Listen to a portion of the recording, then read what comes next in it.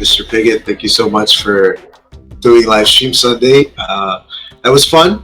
It was short. It was sweet. How did you feel about it? How did it go for you? Oh, no, that was great. I really enjoyed just the chance to have a conversation on everything. It was a great opportunity. And again, I love taking questions from the audience, like as you did. That helps me, know what they're looking for out there. That's a good point. Yeah, kind of touch base with what they're wondering about, what they're, absolutely, what their thoughts and attention is on. Absolutely. How much does that play into, you think, to your work as you write new things? Do you think about what the readers are looking for, what the fans want, that kind of thing? You do, but at the same time, it's kind of, that's a hard line to walk at sometimes, because when you think about it, you don't want to be like somebody saying, well, that was this person, or that's this writer, you copied off of that. I mean, yeah, I don't think there's a fantasy writer today that hasn't been inspired by Tolkien, C.S. Lewis, any of those. My own personal, for me, was Michael Moorcock and the Elric series. That's what got me into wanting to be a fantasy writer, because when you read through his stuff, it is so different and everything. It's like, that's what I love about fantasy, is it can be anything. I mean, in the Forever Avalon series, I kind of stuck to the Arthurian legends, but at the same time, I try to throw a little bit things in there that were not expected or not part of that.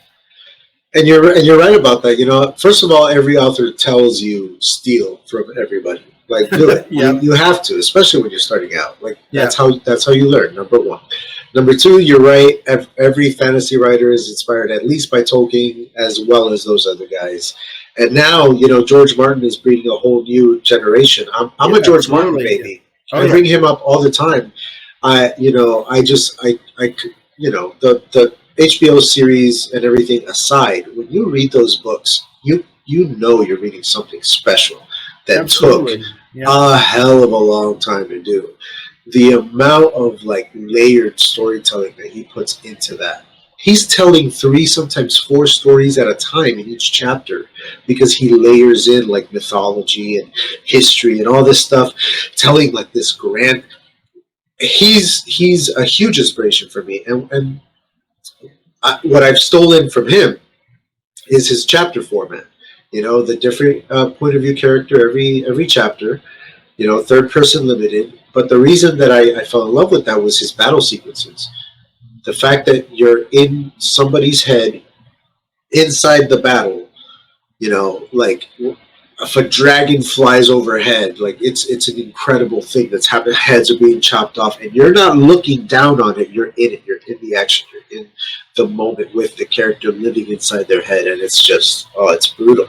And that's to me is one of the hardest things that I found about writing, is writing battle and combat scenes. Yeah, it's one thing to I've been able to create magic. And different spells and how I want them to react and respond. That's the easy part of fantasy writing, if you're creating a magical system in some sense. Yeah. But when you got to write an actual sword play and you're trying to figure out, okay, if I swing this way or if I go this, how are they going to respond? And you watch. I must have watched the speaking of George R. R. Martin, watched the Battle of Bastards, that sequence so many times, because you learn from watching the swordplay and how that developed. Yeah. And then you got now I got to interpret that into words. Yeah. That's the hard part for a fantasy writer. And that sequence is a really good pull, because I think of it in much the same way as I think of the Battle of Helm's Deep. Yep. In the Lord of the Rings movies, where it's not just that it's a battle. And it's not just that it's an epic, incredible battle that's awesome to look at. It's the fact that they're telling a story throughout the course of the battle. There's stages to it. There's acts to it. Mm-hmm. There's cause and effect. And if one thing hadn't happened, then this whole other thing. You can study those 2 battle sequences and learn about storytelling from watching them. Yep, and absolutely. that's beautiful and intense from the perspective of the author that originally wrote it and for the filmmakers that adapted it. I mean, just Yep. absolutely brilliant. Um, and doing fantasy, what you said, where fantasy can be anything. You know what I mean? That's kind of where I'm coming from as well. My book is a murder mystery set in a sci-fi fantasy world. And it's the first book in a trilogy, and as the books keep going, more and more magic, more and more sci-fi, it'll open up more and unravel more and become more prominent. But this first book, it's a murder mystery. It's a thriller. You're hunting down the killer, the bad guy, the serial killer, the monster. So the fact that I can play in a sci-fi fantasy world and tell a murder mystery story, I love that. I love that idea. I mean, that's the thing is that you create the world that you wanted. I created Avalon. Avalon you can look through both comics, through books. There are different concepts of Avalon. This is my concept, and so I had to make it my own and how I wanted it developed and everything. And it was a lot. It's a lot more than just the Arthurian legend, because again, my idea was Merlin pulled all magic from the world to Avalon. So that means from Norway, from Germany, England, Russia, Africa. I have all of that on Avalon. All the legends, all the myths, all the creatures that has been spoken of. It all exists there, and that takes a lot. But that's the unique factor of my world, how I've created it. And what's fun is that is a very unique thing, and yet I'm doing something similar that is not the same thing at all. And I love that about that, because in my book, this first story takes place on the Spark, which is this moon-sized space station that revolves around this planet called Gaia. Mm-hmm. When we visit Gaia and learn more about it and what it is, we realize that it is a fantasy world full of fantasy creatures, and you have all of your classics, your fairies, your pixies. I'm throwing in some fun flavors, like I have Sasquatch as a prominent race in my world, like just these ape men, who have just broken through the Stone Age. You know what I mean? Like that's where they are, and you've got gargoyles on another part of the world, and I'm just playing with all these fun things that I used to love in my books and stories and cartoons when I was a kid. So again, I'm doing something similar where like that's where all that stuff is, but the fact that it's completely different from yours is just beautiful to me. The fact that fantasy, again, can be anything, and you can do it so many different ways.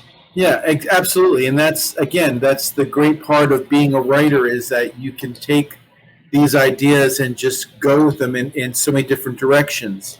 To give an example, when I was creating the last Magus, I wanted to use goblins, but I didn't want to use them in the traditional sense.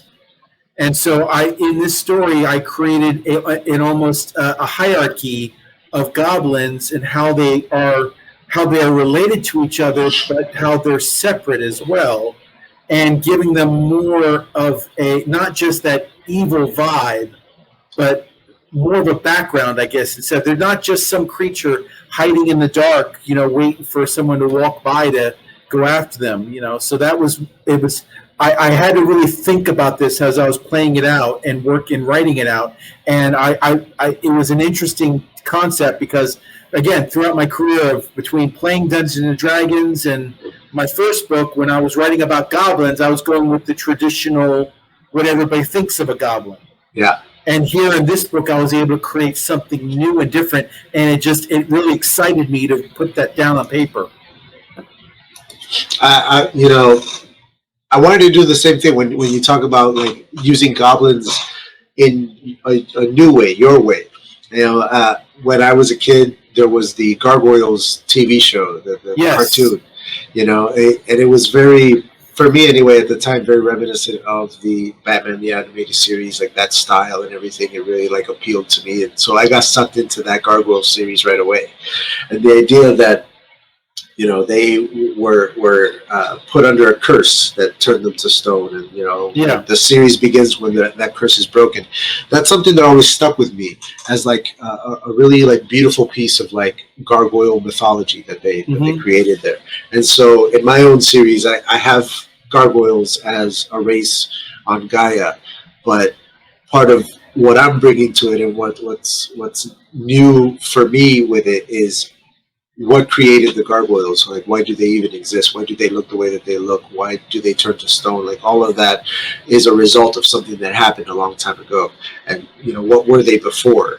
And the mysteries and mythology behind that. So like that's where I'm going with that. And it's beautiful that we can take, because I used to when I was a kid, the first book I remember reading was a book called Goblins in the Castle. I don't know if you've ever heard of it. No, I've not. It's a little children's novel.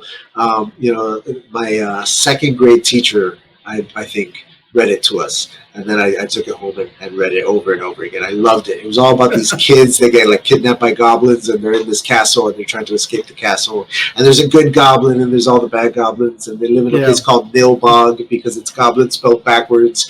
And I remember that blew my mind when I was a kid. I was like, oh my god, so like. The idea that we can take these beautiful things and repurpose them and do new things with them. Well, that's the key is, I think, for a lot of us, it's those little details, the little stories like that. Yeah. I mean, like that book inspired you, whereas me as a kid, it was when I first started reading comic books, and when I, first started watching the classic anime. I'm talking like Speed Racer. Sure. Ultraman, back in the day, those when the old on V, trying to tune in the VHF channel, the UHF channel, trying to find it's on. I got to find the right channel to get it on. Those are the things that started that rolling and started the inspiration for a lot of the stories that I've developed over the years.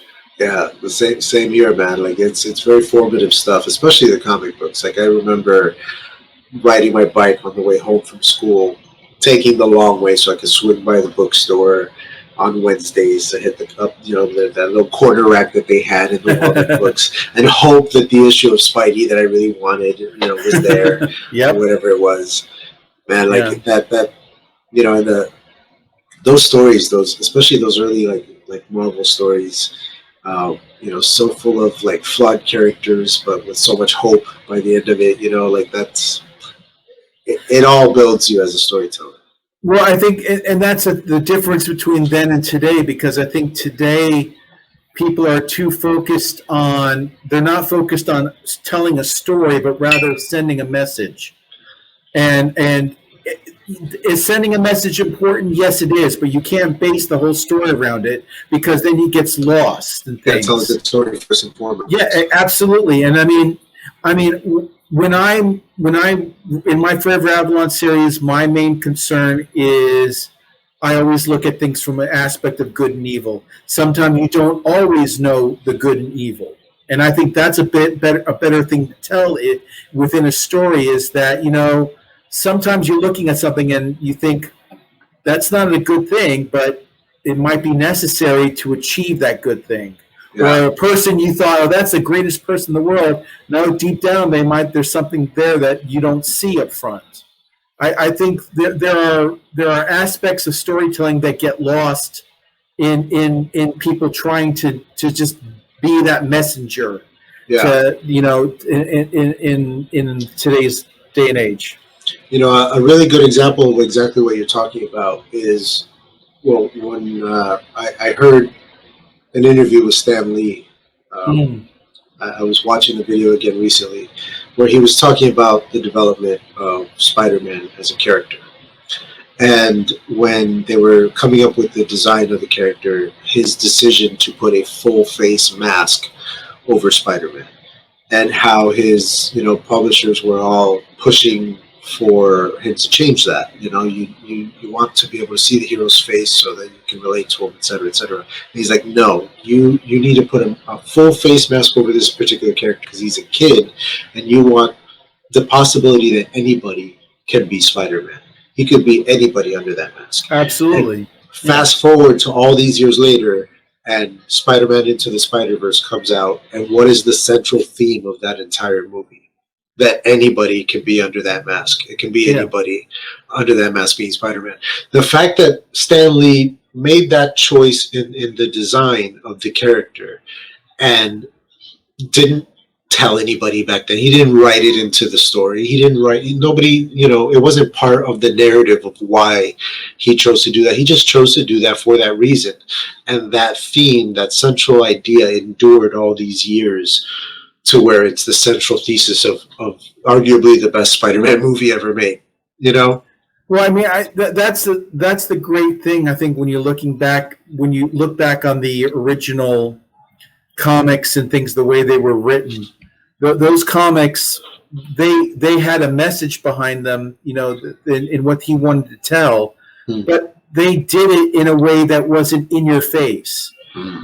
When they introduced Sam Wilson, the Falcon, and he became Captain America's partner, that was a big deal for the 70s in a comic book, but they did it in a way where it was both respectful and meaningful to both communities. The same way when they transitioned years later, 30 years later, when Sam Wilson became Captain America, there was a great, the way they did that was great. But nowadays, it's like they're doing it just for the sake of doing it. It's like, no, there has to be a purpose behind that character. You can't just say, I need to create a black superhero, a gay superhero. Yeah. I mean, give another example, a great one they did was the character of North Star in the X-Men series. Okay. They brought him through the series, in the X-Men in Alpha Flight. You saw this guy. He was a cocky speedster, but he portrayed himself as a ladies' man. And here then they brought out that he was actually gay. The way they did that was great because it made sense of what the character was. Here was a character that was this champion skier, and that all the women adored him, but he never was with anybody. You understood then why, because to the 80s, that's what they had to do. People in the gay community, they had to be like that, and here was a character that was doing that, and that was a great piece of storytelling with a purpose behind it. And I think that's what's missing today is they just do it for shock value, or they do it to to make a statement. No, you have to have more behind it. Often I find that the times where it falls flat, like you're talking about, are the times where it's done purely for profit. It's, people are asking for representation, so let's give it to them and they'll buy it. And it's like, that's not what we're really wanting, man. We don't want you to force, this or that character to be this or that way. We want you to create real characters that are actually this way, because that's what people are actually like, and just to be true to people, in general. My novel has 3 main characters, and 2 of them are female. 2 out of 3 point of views in my book are the opposite point of view of what I live with in my daily life. And the challenges of writing 2 different female main characters is something that I wanted to put in front of myself. It's something that I wanted to challenge myself with, not because I want to appeal to female viewers, but because it was right for my story. And because it's right for my story, I need to do it right. And that challenge is what drives me to finish it and to do it well, and excuse me. And in the future, when the book finally comes out, if that resonates with people, great, but I'm doing it because it's right for my characters, for my story. This is, who is experiencing these events. So that's what I'm telling the story for. And you know what, as an author, you also have to be that kind of considerate in respects of your own, between social media and your storytelling. To give an example, in the Outlander War, the United States, Avalon reappears in the real world and is immediately surrounded by the United States Navy. And the first person they send out is the Secretary of State. Now, in my novel, I don't address what political party he belongs to. I don't talk politics in general. Because the fact of that, when you do, you alienate one half of an audience. Right.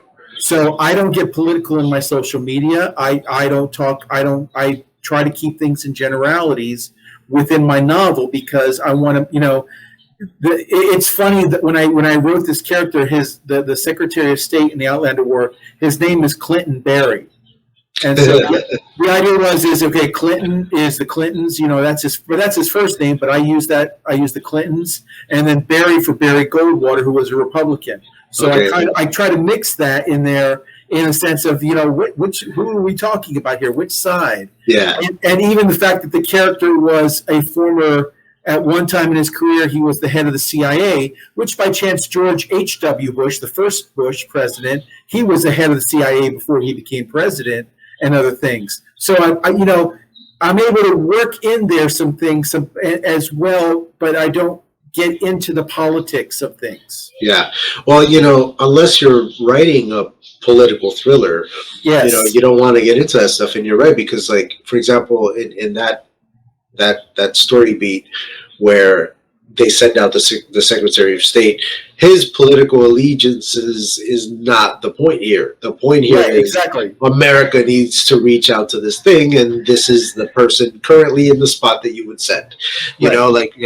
So exactly. So it's but again, that's part of the hard part with being an author is that when you're trying to avoid that kind of thing in your writing as well as in your own marketing, to say the least. Yeah, for sure. Being you got to think of it as like when I used to, well, I still work in hospitality. So when I used to work in retail and everything like that before, and they tell you what to say, what not to say to people, and how to speak and how to dress, and it's because you don't want to, you don't want to rock the boat. Let's just keep everybody chill. Let's just keep everybody okay.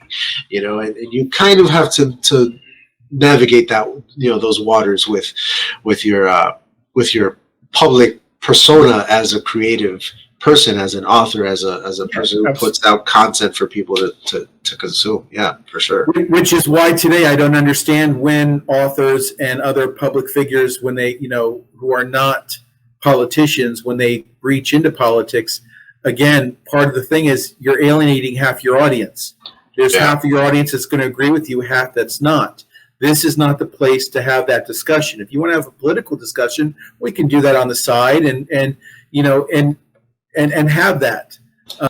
Or write a political thriller, like write a story where that is the point, and therefore you can talk about it all the time.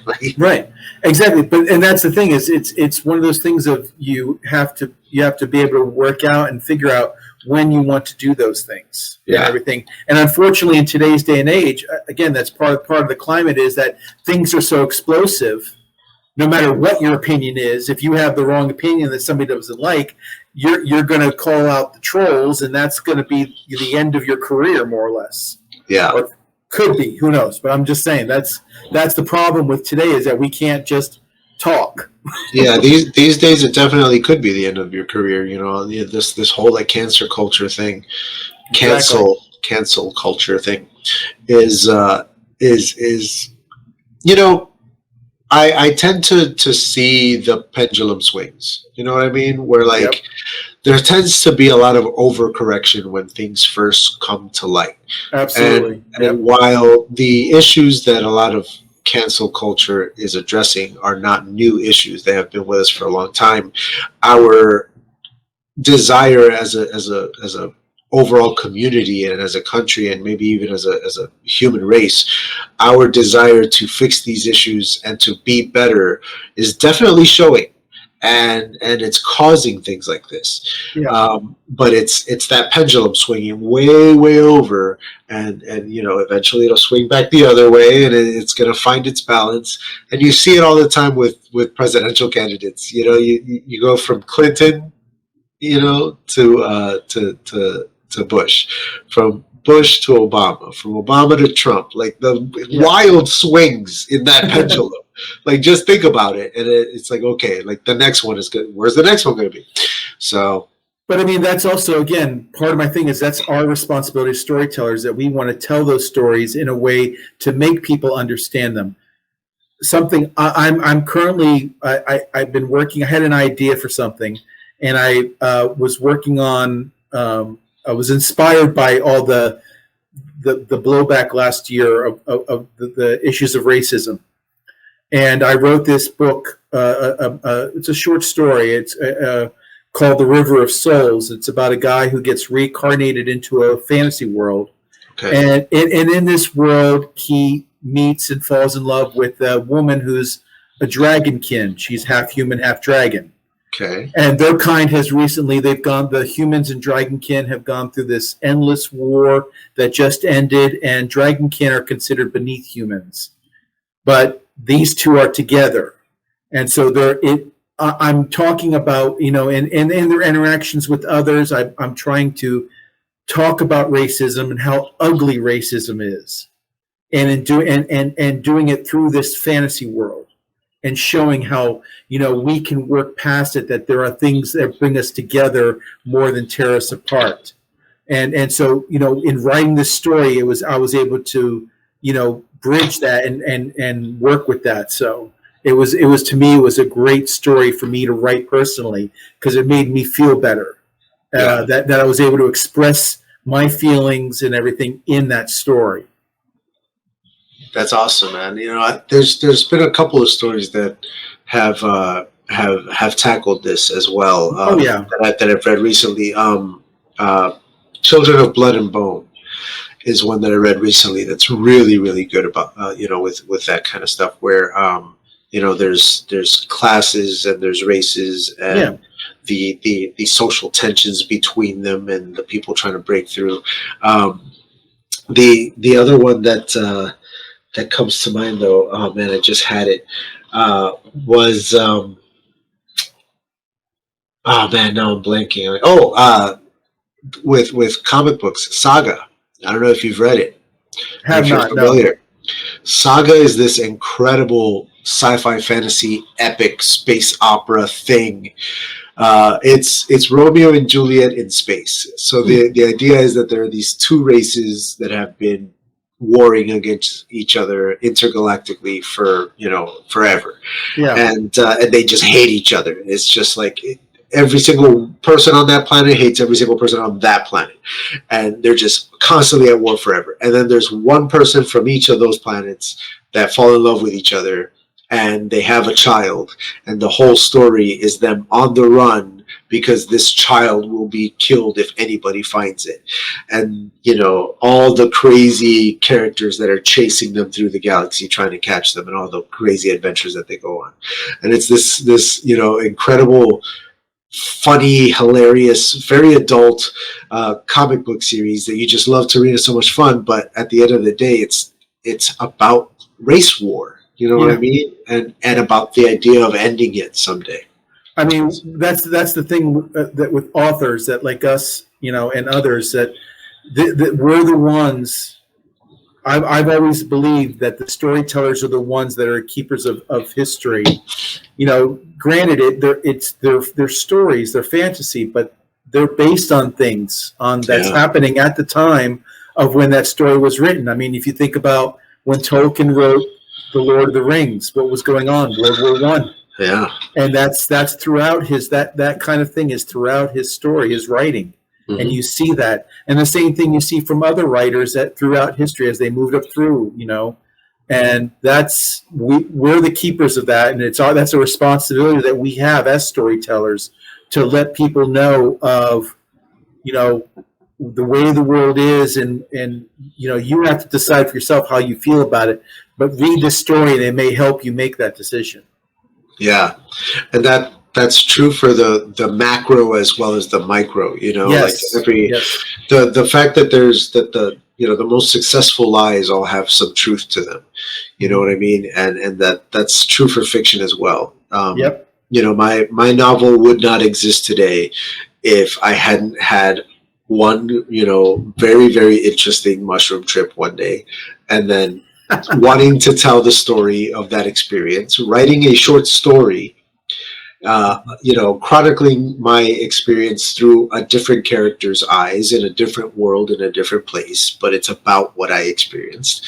And by the time I finished that short story, I realized, well, this is the prologue to a novel. I guess I'm writing a book. And then I wrote a book, and then I'm like, well, this is the first book in a trilogy. I guess I'm writing a trilogy. Like the fact that it just blossomed out of like this one thing, but that one thing came from me, came from my life, came from my story, Well, like I said, dreams have been a big part of my storytelling, my writing. Forever Avalon series started as a dream. Even The Last Magus, just the opening sequence of that book was a dream I had, and I woke up and it's like, okay, I got to write this down. I got to remember this. It comes from that. The same with the River of Souls idea. It takes that little spark of inspiration first. Mm-hmm. And then comes the research and the research into these topics, because you want everything to be spot on and things. I mean, that was the hard part with me writing my steampunk Corsair, was because I was mixing history with fantasy and science fiction. Yeah, and so you have to know, if you're going to mix in those historical characters in that time period, you better know something about them.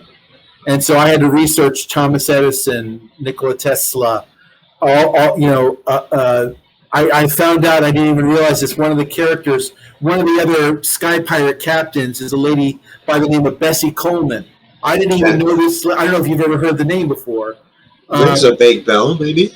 Bessie Coleman was basically, they called her the Black Amelia Earhart.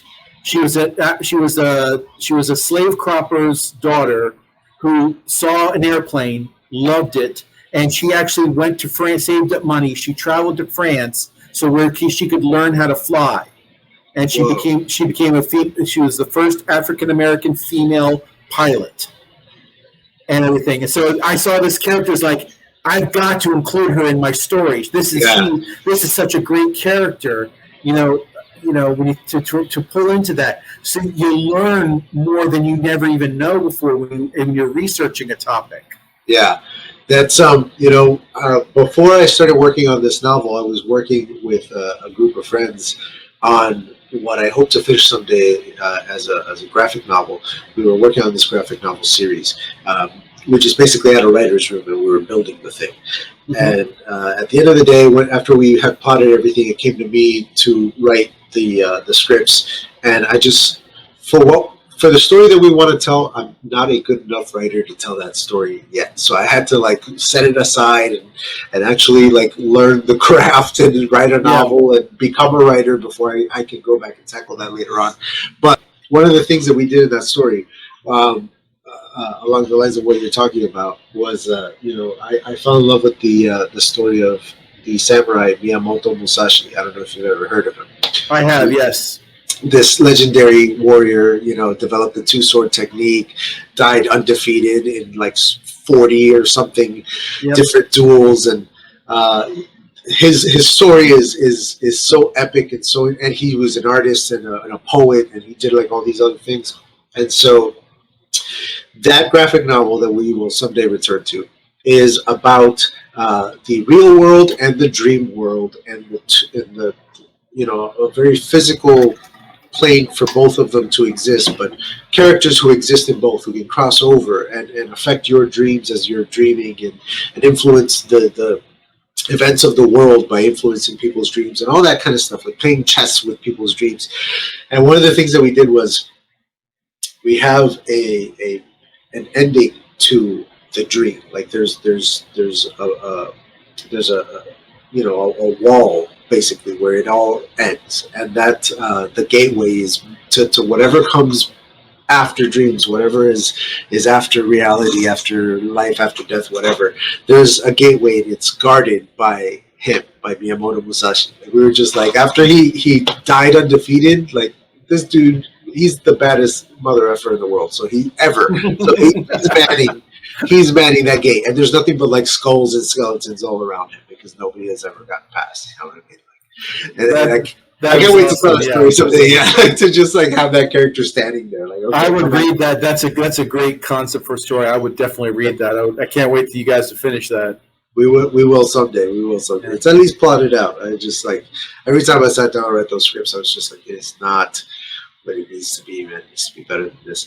When we first started writing it, we decided that if there's no other reason to write this book unless it belongs on the shelf next to, Watchmen, The Sandman, and The Dark Knight Returns.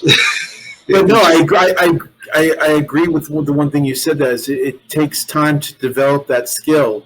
I mean, early on my writing, all I was in my time in the Navy, I was focused on writing news stories about what the command was doing, or a feature story on one of our top sailors. That was where my writing was focused. I didn't get into creative writing until the end of my career, where I could actually, and I started working on Forever Avalon, and I just have to develop that myself, in a sense. And so it does take a lot to develop that writing style that is your own, and and such. It's funny because like I showed some sample chapters to a critique partner of mine, some chapters of this novel that I'm writing now, and this person came back to me and letting me know, like, hey man, it's awesome, I really like it, it's really good. It may be like too big for you, like for your first novel. Maybe you should put this aside and do something else before you. I'm like, I'm already doing that. Like, that's what this is. This is like the smaller thing that's gonna get me to the bigger thing. You tell me I can't even do this? Well, that's a common. I mean, to be honest, one of the common critiques I get in a lot of my book reviews is that great storytelling, great idea, just needs some. The writer needs to fine tune the way he's presenting things. And even my wife has said that, because I'll be honest with you, my wife is not a fantasy reader, but she's read my books, and that says a lot. And she's liked my books, so that says a lot to me. And she also provides me with the critique on things, and I appreciate her critique because it's coming from somebody who's not a fantasy reader, and she can provide me with that, how I'm presenting things. And we get into some arguments at times because, I'm trying to explain to her, this is a fantasy world. I have to be able to explain things a certain way. And so I said, but that's not I just can't get into reading it like that. I said, but if I don't explain this, people are not going to understand it because it's fantasy. So you got to find that, finding that balance as a writer is the hardest part. You want to be the storyteller, but you also have to fine tune how you're doing that. Yeah. Finding your own rhythm, your own flavor, your own style. Absolutely. And one of the things that I think about way too much is the idea that every author's first book is probably their worst, and you will only get better as you go. But no matter how good that book is, it's probably always going to be your worst one. And like when I'm putting out my debut novel, and I'm like, it's my baby. I'm so proud of it. And at the same time, I'm like, I know that as soon as I put out the second one, I'm going to wish I could go back and re-edit this bad boy. Well, I have to say that's the one thing with Forever Avalon. When the book that's out there today online is not the book that I published in 2009, because when the publisher died and I got the novel back, it's like, okay, I need to re-edit this and smooth it out. So I did do that, and it's gone through a couple of read-throughs and edits. You went George Lucas with it. You went back and fixed it. Well, I mean, that's one of the benefits of being self-published. Yeah, is because you can do that. I was able to go back in, upload a new manuscript to Kindle Direct Publishing through to Amazon, and so that the new version is what's out there. And so so that's the one benefit I could say of being self-published, is that you're able to fix things and get the better product out there. That sounds really enticing, man. Like, I really want to do that. I haven't even put it out yet. I'm already thinking about fixing it later.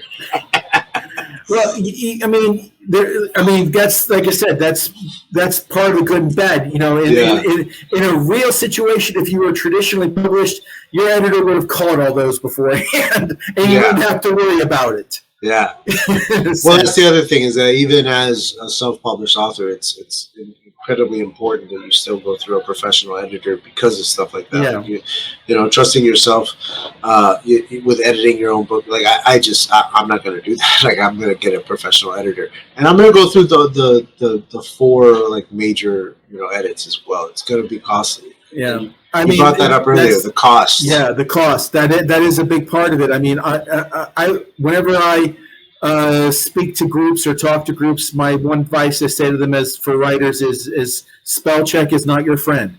It's good, but it's not the best thing for you, because it doesn't. When you want to say they and you write the, it's not going to tell you that's an error. Yeah. More importantly, it's not going to know about story structure and flow and characterization. Yes.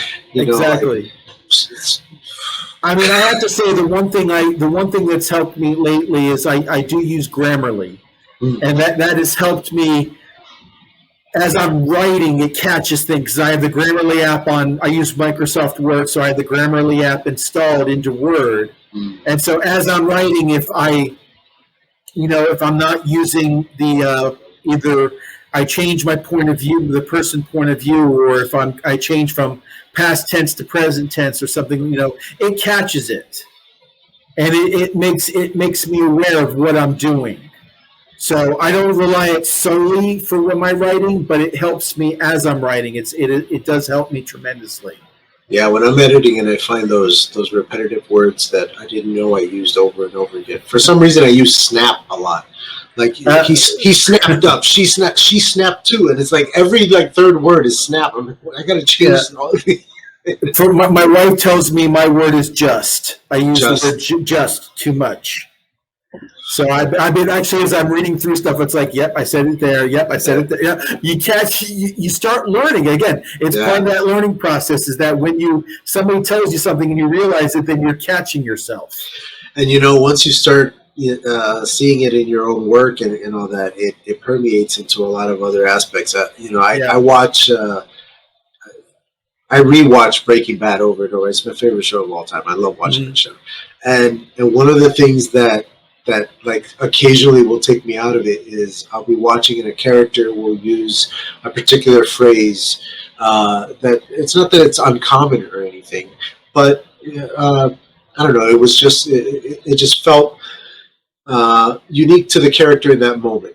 And then a few episodes later, a different character will use the same phrase in a different moment, and it stands out to me where I'm like, wait a minute, and then I'll look up like who wrote, and the same writer wrote both scripts, and you go, oh, that's this writer's phrase, like they can just keep using it, and then anytime that credit comes up and I'm seeing that writer, I'm looking for that phrase in that episode, you know what I mean? Because I just know that it's coming.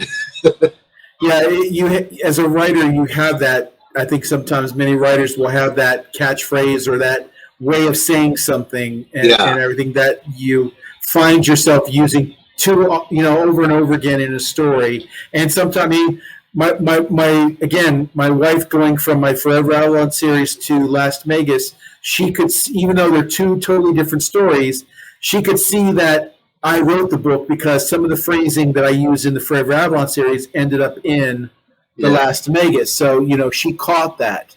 And that's, I said, I just look at her and say, it's my signature. That's just my style, man. Yeah, that's exactly it. That's just my style. That's my thumbprint. Yeah. What's interesting to me with the idea of putting out a first book and speaking to other authors like yourself who have put out a few already, I'm very interested in your audience. What have you found surprising, if anything, about your audience, the type of people who read your books? Because I have in my head the kind of person that I would imagine would read my book, but I have a feeling that I'm gonna be surprised by the types of folks who pick it up. I mean, I haven't, to be honest, because I haven't gotten I've gotten feedback from some different people, and it's more so when it's your peers. Like when other authors, I do a lot of author exchanges. I'll read your book and review it. You read mine and review it. I do that a lot because it helps. Again, it's part of that community structure of helping each other and everything. Because and we all provide that good feedback to them on each other on way things go. Yeah. But I think the one surprising thing is when you're looking at the age groups, because I have found in the Forever Avalon series, because it was focused on a family, I tried to keep it family oriented. I didn't get explicit in sexual things. I didn't get explicit in language and curse words. I tried to keep it to where a high schooler or could read it as well as somebody older could enjoy it. Yeah. And, in that sense. When I wrote The Last Magus, I kind of let loose a little bit. I was a little more explicit in some of the things. It's a more adult title. It's a more adult story. Right, exactly. So I was able to let loose. So it's trying to navigate that is the hardest part, especially and even with an audience as well. I found older people again liking my Last Magus storyline more than and more younger people liking my Forever Avalon. That's been the one distinction I've found between the two books so far, being that two different types of fantasy that I've written. And how do you tackle the idea of two different fantasy series? Like, you didn't go from fantasy to, murder mystery or whatever. You're telling two very fantasy worlds here. Yeah. Do you have trouble keeping it straight, the rules, all that kind of stuff? Similarities between the two? Similarities, no, because again, I think the one difference I had is with Forever Avalon, I was trying to stick exactly to the mythology, because the concept is that when magic disappeared from our world, all those creatures that everybody that there's the story is about, that they were drawn into Avalon, and so I kept to the languages, like the classic depictions. Yes. Exactly, and things, and as well as sticking to the lore and everything within that same mythology. With Last Magus, I just basically, it was like a fantasy bomb went off. I was able, just anything goes.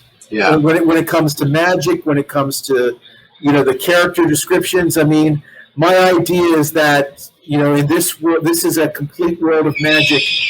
Even though humans govern, the governing council, the parliament, is made up of satyrs and lizard men and catsi and elves, dwarves, all different races come together on this and to govern this society as one. So that's where I kind of went different in that respect. I like it. So I'm able to keep it separate that way, but it's also in the simplicity of things. For example, when I was writing Forever Avalon, I was saying, okay, how do I do magic? Well, to me, if to cast a magic spell, what would be the language to use? Well, I use the oldest language in the books, and that's Latin. So I basically used a Latin translator, and whenever somebody in Forever Avalon, when somebody casts a spell, it's Latin, pure and simple. I just kept it that way. In Last Magus, I tried to be a little different. I wanted to find that the different cultures use different languages. So I did some research, and every time a different culture uses a spell, they're using a different type of language in a sense. So I try to, change things in that respect. Google Translate is my best friend, because that has helped me so much when I'm trying to write in doing these things. It has been very beneficial. I'm going to have to take a page out of your book on that one, because the magic system in my own story is growing and developing and changing and whatnot. And as I go along, I find, needing to nail down those rules and everything very, very important. And like, how does it work? And why does it work that way? And what do you have to give up? Like, there has to be a cost of some kind when you use the magic. Like, all these things kind of go into building a magic system. And it's my first time doing that. So. Yeah. Well, I mean, and that was, again, I was able to create a stark difference between my two books, because in the Forever Avalon series, since all the magic in the world is in Avalon, it is so concentrated, anybody can use magic. Now, anybody can use magic for like to light a candle, a simple spell, one word to light a candle, or to, create a wind to blow some dirt off the floor. Something simple as that. But if you want to get into fireballs and lightning bolts, then you have to learn more.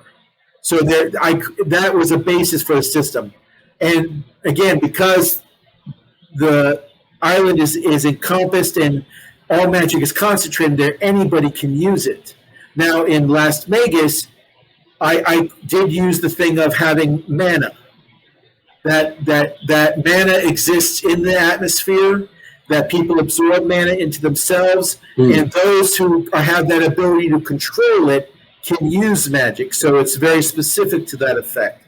So I was able to work between the two, and that helped me distinguish the two different systems of magic. Very cool. I like that. Two completely different magic systems. Yeah. Right on. Mr. Mark Piggott, this has been really, really good. Really fun. Really it has been, and I appreciate, again, the offer to be your first guest is a real honor for me, and I do appreciate it and everything. And you honor me, sir. You honor me. Thank you very much. Thank you so much for being here. Thank you for being a part of it all. Do you have any parting words for everybody out in podcast land? Well, the biggest thing is, again, for up and coming writers is it's not something that's going to happen overnight. You've got to take the time to develop your stories. Reading other authors is the best thing you can do, because that's going to help you figure out how to tell your story. So an author has to be well read. That's the best way I could say that. And the thing is just to work at it and work at the craft, and you'll get there. It'll come to you. Just be patient, and just if it's something, if you have that, it's like I always say. One of the things I like to say is that I have a Broadway play running in my head 24/7. If I don't write it down, it's just going to bother the heck out of me. Yeah. So I have to write it down, and that's what I do. And so that's what you have to do as a writer. That's the way how you know when you've got those stories stuck up there, they won't leave you alone. You better write them down. Beautifully said, man. Write it down. Write it all down. Thank you so much, man. Thank you so much for being here. Good luck with your upcoming novel. And anytime you want to come back, please let me know. I will have you back for season 4 in a heartbeat. The same to you. You want me back, just shoot me an email. I'd be happy to join. All right, man. I'll take you up on that. Thank you so much. All right. You take care. You too. Have a good one. Bye.